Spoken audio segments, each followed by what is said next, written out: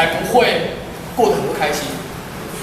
假设你为了符合别人的需求，营造出的样子，换来的工作可能会让你失望。这是我觉得。好，再来，这件事情你一定要学会记录你的生活。没有人说写日记啊或干嘛，我没有这个习惯，我不是一个喜欢写日记的人。但是我会习惯记录自己的想法。我想到了什么新的点子，想到了不一样的感受。对啊，刚刚我跟你说的，我对于鲁夫的这个感受，或是我对于什么东西的感受，我会记起来，写起来，懂吗？因为这对你来说都是成长的痕迹。就像，如果你谈恋爱分手，那就分手没有关系。但重点在于，你分手之后有没有回头去想这段感情对你来说造成的影响、变化、观念上的改变之类的，都好。尤其是你最痛苦的时候，无论如何都要逼自己写东西，因为那个感受最真实。你可以懂我的意思吗？就是你可能当天分手，哭了稀都无所谓，无论如何都要写，把自己的心情写下来。哪怕是你想要杀死那个人几千万遍都没有关系，因为那回头来看，都是最能够了解你自己的东西。因为那时候的情感是很真实的，我觉得。所以如果人家问我，都会说就写啊，尽量写，真的不要客气，哭就哭，边哭边写也要写。所以能够记录你的生活对来说很重要，是因为你可以了解自己到底长什么样子。好，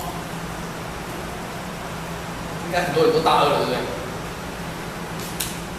你们其实比较好啊，都可以念到很晚啊。下一句是什么？6分知道？不好说现在。对，他的下一句是我只有现在，对吧？30期选手生涯。然后他老爹说老爹说的打球大赛的时候嘛。说我只有现在，是他背受伤，强迫自己要上场后来因为这句话，老爹让他上去了。好，我要告诉你，你只有现在。至少我到了这个年纪有点很老了，大概才27左右。我还是觉得最值得的岁月就在服务团里面。那现在你知道 Facebook 有那种团友俱乐部吗？你会看到很多很可怕的团友出现，哇塞，这太老了吧，羞汗吧。然后其实我们会跟一些学长聊天，就他们会问我们我们会跟他聊天，然后他们学习，他们也都很怀念这段岁月。对他们来说，这里也是他们人生很重要的一段。所以如果，我前阵有跟那个文工长聊天，29届，天哪，我6629届的团长，对，好可怕对，他们以前是没有我们现在这么多多媒体的东西，没有这么多可以接受讯息的东西，所以他们能够做的选择很少，所以这样子的地方对他们来说是很土法炼钢的地方，因为这些地方是他们可以获得最多资讯的地方。营队也是他们最容易获得资讯的方式，最容易让自己成长的方式。但现在有太多的东西分散了我们的注意力，所以我们很容易忽略这么单纯而且简单的东西。可以懂我意思吗？而且现在的我们习惯接受喝彩、接受掌声，所以我会想要去参加流舞社、国标社、热舞社，这种东西是你很容易因为个人主义而获得掌声、获得喝彩的东西，是我们这个世代的通病，也不能说通病，这个世代的特性。所以这些社团在这个时代才会历久不衰嘛，才会不用招生就一堆了。那我们现在做的是属于群众的荣誉、群体荣誉嘛，你不会因为个人的关系受到特别多的注目，很困难，通常。所以这样子的社团就比较能生存。当然这几年看起来还还可以接受，但是我们那时候几乎是很黑暗的时期，童军社也几乎快要 hold 不住了，就是听说最近快不行了，就是那时候是服务性社团的寒冬啊，就是整个社团都过得很痛苦，所以我其实很感谢像大陆妹啊，那些张一晨，我叫大陆妹，因为那时候新生是大陆妹，然后徐伟奇他们，因为他们连跑2次营队，这对他们都是一个很大的负担。他们知道他们有需要传承的东西，所以必须得这么做。所以我觉得，如果你因为这个地方学到了很多东西，那我也希望你，如果你可以教给人家，那更好。所以你应该有传承的责任。我不知道这样讲对你来说会不会太沉重，但是我希望是因为我获得的东西，所以我有点回馈。所以就是为什么我跟学弟妹讲说，如果你有活动愿意找我能够帮得上忙的，我通常都不会推辞，哪怕是讲座也好。所以后来我们讲了很多讲座，不管是服团的或者是外面的，我有讲过经济、外文营、气管营，这几年没有找我4、5年级的时候，对经济、外文营、气管营、医学营、医服社我都有讲过。对啊，然后还有服团自己的营队，这是我第2次讲朋友讲座，我后来发现，因为那个背景是我挖出来的，那个背景是服团的衣服，生活啊都有挖出来，所以在这样的情况下，我会希望大家，开2档不要客气，你时间真的所剩不多了，应该要把自己的时间抓得更紧，哪怕是对未来的规划也好，服务团的伙伴们至少9、7级，只要愿意考研究所的，通常都没有太大的问题。我觉得是因为你在这些年当中，你已经学会了怎么管理自己的时间，你学会了怎么让自己的时间更有效，所以对你来说考研究所当然不成问题。你可以懂我意思吗？谁说你之前跑那么累，后来就没有办法考上研究所？至少我的 partner 们都蛮顺利的啊，想上台大就上台大，想留成大就上成大，想去交大就去清大，就去交大，没什么问题啊。所以我不觉得社团跟课业是会互相影响的，在我心中啊，那就是2件事，本来就不会互相影响。好。对我来说，我很喜欢希尔克这个角色，对吧？这是要死之前嘛啊，医生这个职业啊，对于死亡这种东西是很特别的。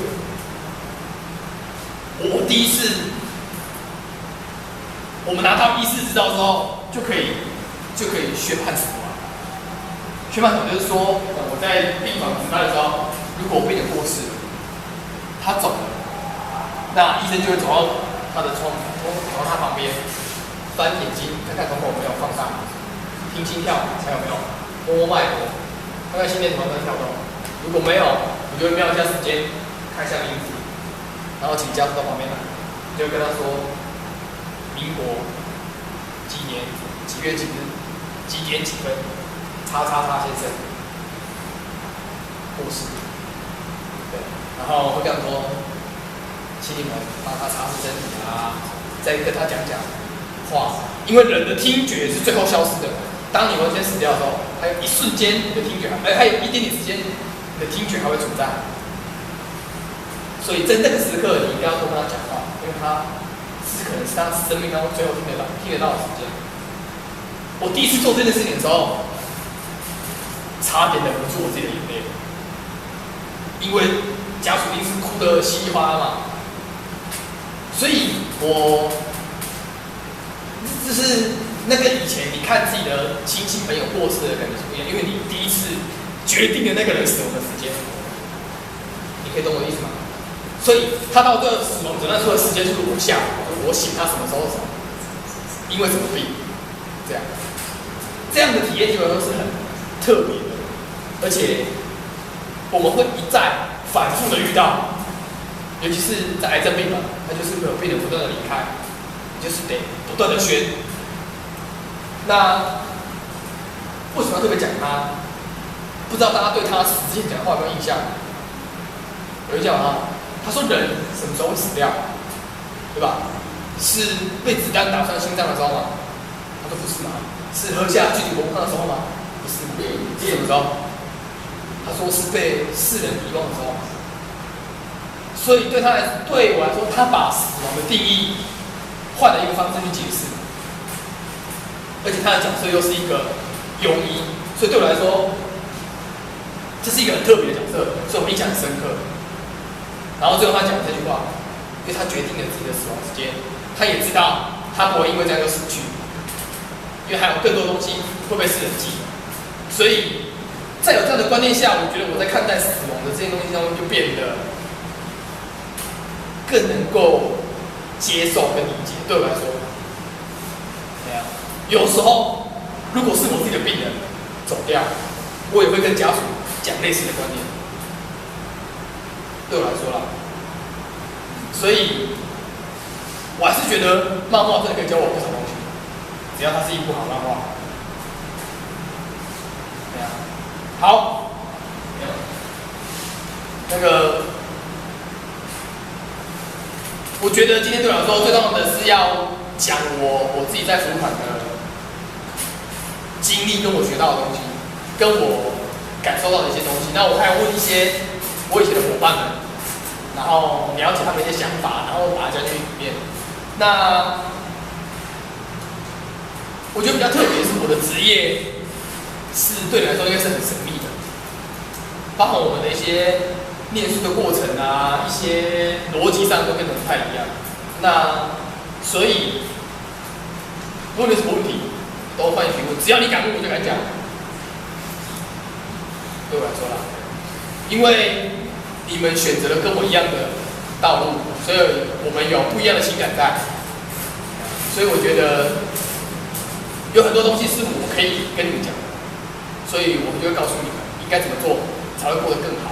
至少在我的经验上看是这样。我只能说这个是很真的不会让你后悔。不知道他们有什么问题想要发问？你要问医学上问题也可以啊，如果我可以回答你的话。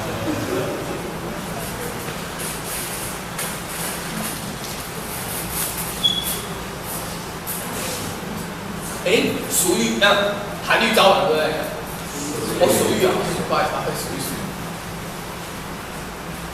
属于早晚对不对？多少人啊？对，8个而已啊，好可惜啊！你要跑到属于的去找。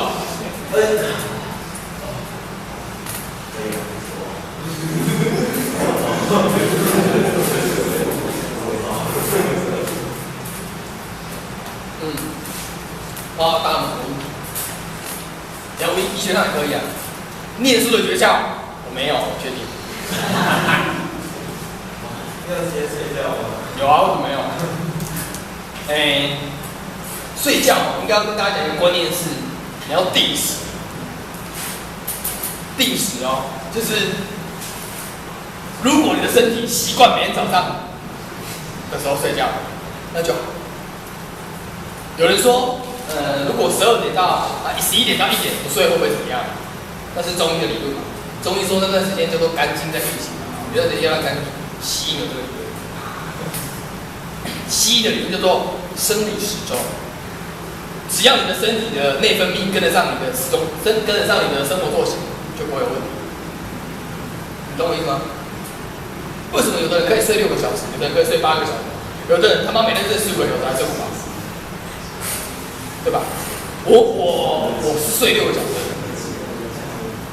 我睡到8个小时会觉得累，我睡6个小时刚刚好。所以我后来的习惯就是，我什么时候睡，会什么时候醒过来，自然而然，很准，对吧？我自己都是这样，就是什么时间我就会醒过来，很准。但有时候难免会熬夜，我干嘛都没有办法。但大部分的时间我都装得很准。真的有谁睡觉啊？有谁谈恋爱啊？我跟我女朋友在一起7年多，到现在还在一起。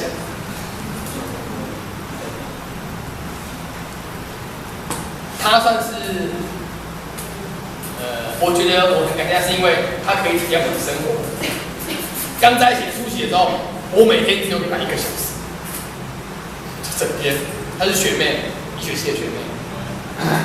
我说我只有6点到7点，每天晚上6点到7点跟你吃饭加聊天1个小时没了，剩下的人都在别的地方打滚。但她可以接受。所以后来久了之后，我给他时间就越来越多，因为我自己的时间，越来越 OK， 我觉得我时间越来越多。我还是觉得有机会就谈一场恋爱。为什么要这么？其实这里面可以讲一下啊。有人问我，你会不会觉得你生活缺少什么？在大一的时候问我，我说好像有，但我感觉不出来是什么。所以我不断的追寻，所以我不断的要更多东西塞满我的时间。我不知道我缺了什么，我缺了爱情。我没有交过女朋友，这是我第1个女朋友。对，所以也是因为跟她在一起之后，你才会知道有一个人在身边，事情会变成不一样。有很多东西你需要去协调跟体谅。所以我觉得，如果有机会，他这件事情有学习。没有人说你一定要在一起就一定要很久。我觉得谈恋爱就是经验嘛，只要你不要对不起人家就好，你只要对这段感情负责，那就好了。没有谁对谁错，不要到劈腿那种程度的话，我觉得就无所谓。你可以个性不好，你可以怎么样，那无所谓，那是你们2个人的问题。只要你不要对不起人家，那就好。所以我觉得也是可以啊，只要你沟通的好，他愿意体谅我，还是过得来。虽然我们当时真的很恐怖啦，我觉得。后来想想，对耶，他真的是蛮有勇气的，这样他也愿意跟我在一起。真的，时间真的是有的，只要你挤，都挤得出来。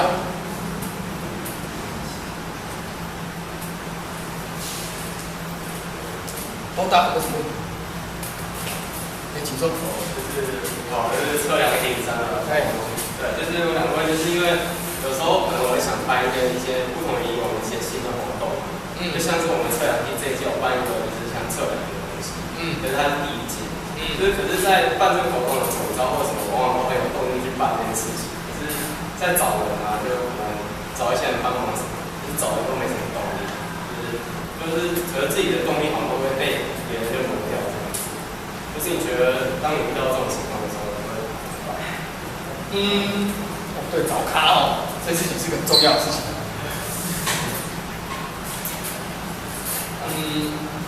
不过你这个有一个先天上的条件，就是说，通常我们要找咖，就是要有一个很基本的条件，是你要对系上的人很熟悉。那很熟悉了之后，再你要想的是你要怎么打动他们。我觉得啊，怎么打动他们是很重要，因为就像人家来找我当咖的时候一样，我会希望听他的想法，听他对这个职位有什么要求，听他对这个地方有什么想要的表现，听他编织他心中的那个样子，然后符合我心中的期待，然后甚至我会希望他告诉我，我接了这个职位，我能不能有什么成长，能不能有什么不一样的生活体验跟变化，那我们就愿意去做。当初我大4的时候，学长问我要不要接系会长，对，我们那时候大学问我要不要接，我说我不要，因为我不喜欢一直打官腔，我不要接系会长，我看不起这个位置，我觉得就是反复一直打官腔，一直打官腔，没有在做实事，我不想做。我说我可以接医学周总招，我愿意，但我不想接系会长，所以后来我就没有接系会长，我就接医学周总招。那学长当初也是讲了一些东西，但是我觉得他没办法感动我，因为他所提出来的东西我根本都不想要。我觉得，所以要么就是你变更人的方式，比如说我们把规模缩小，或者是把形态改变，就是借由不同的方式，只要他能够找到一群基本的人，我觉得起头真的是很困难。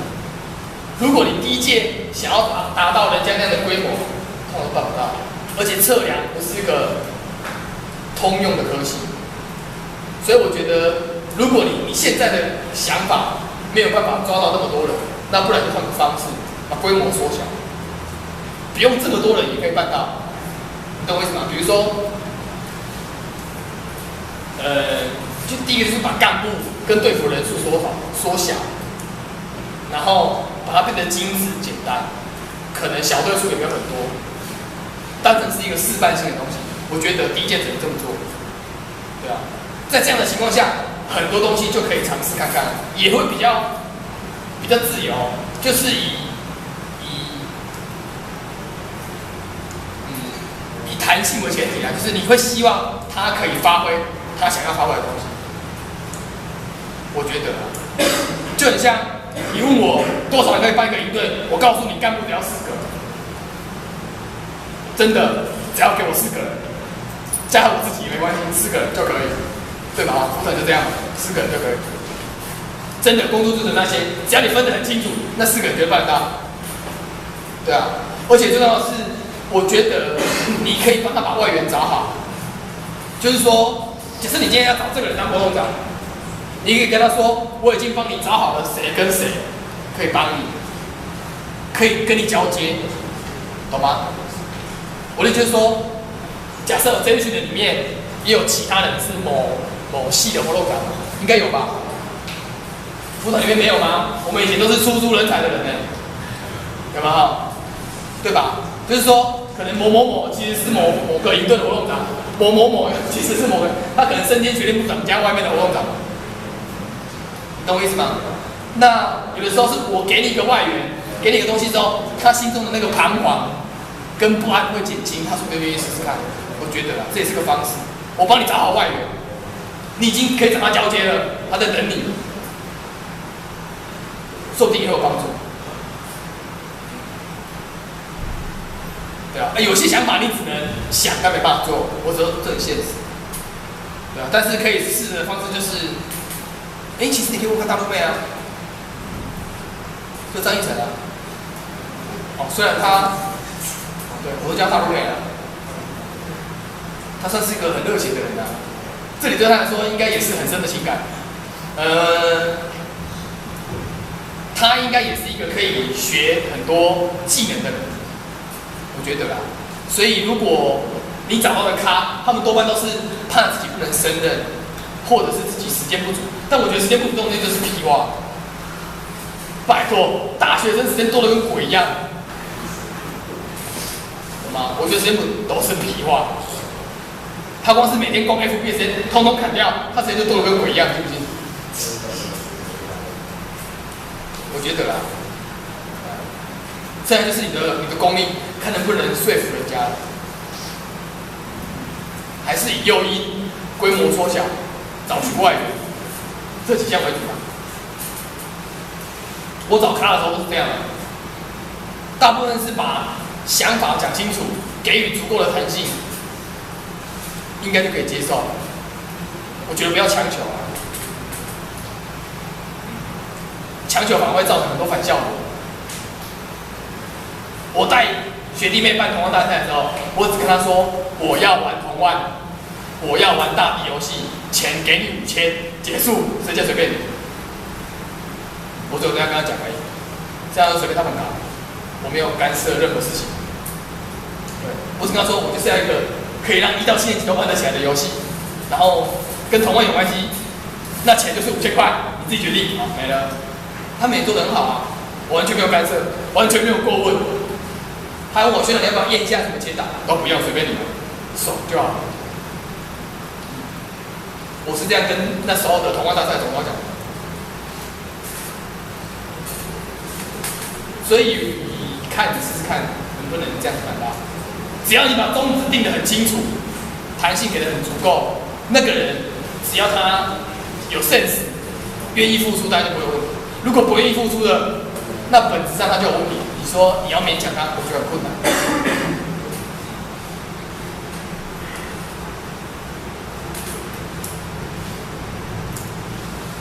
对，我以前最常被问就是有没有念书的诀窍。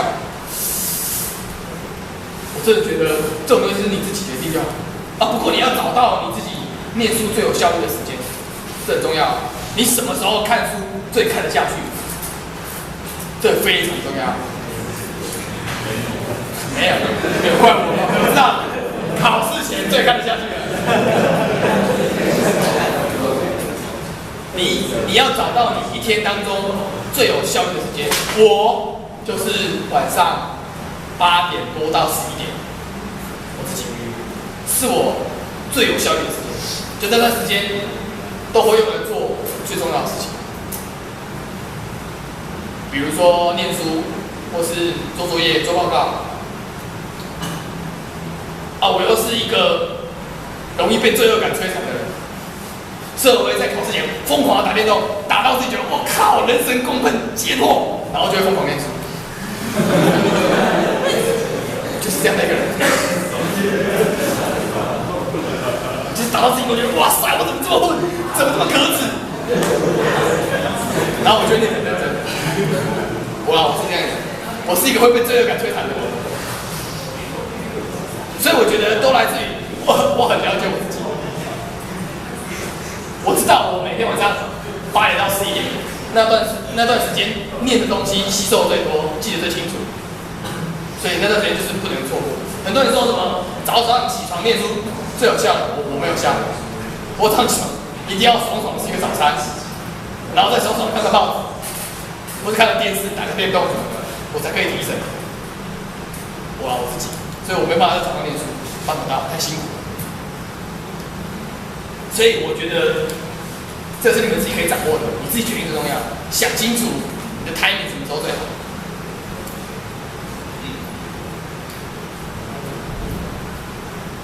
我个人对，对，还有一个东西就是，不知道大家对传统这种东西有什么想法？我觉得很多服务团的纷争都来自于。每一个人对传统的这个定义不太一样，最常见的在于我们要跟动哪些活动，要做哪些东西，就会有一派的人跳出来就说：以前都不是这样做的，以前都是怎样，你们怎么可以改成这样？以前的什么就不见了啊，对吧？这就是很多服务团斗争的由来，就是有一派人，